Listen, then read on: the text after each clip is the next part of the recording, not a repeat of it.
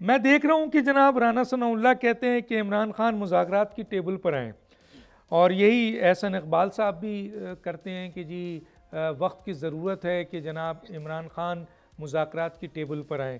लेकिन इसहाक डार कहते हैं कि सियासी जमातों में मुज़ाकरात होना चाहिए, लेकिन जो रियासत के ख़िलाफ़ खड़ा हो उससे किसी भी किस्म की मुज़ाकरात नहीं होंगे।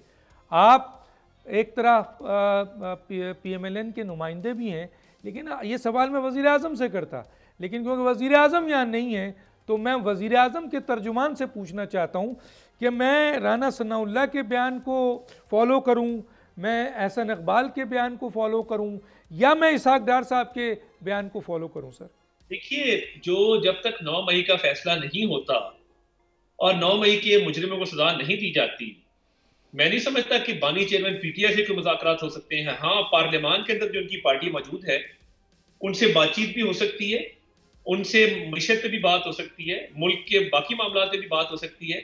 मगर एक ऐसा शख्स जिसने मुल्क की सालमियत पे हमला किया है और अपने आप को शेख मुजीब कहता है, उससे क्या बात होगी और क्यों होगी? सब्सक्राइब करें और बेल दबाएं ताकि कोई खबर रह न जाए।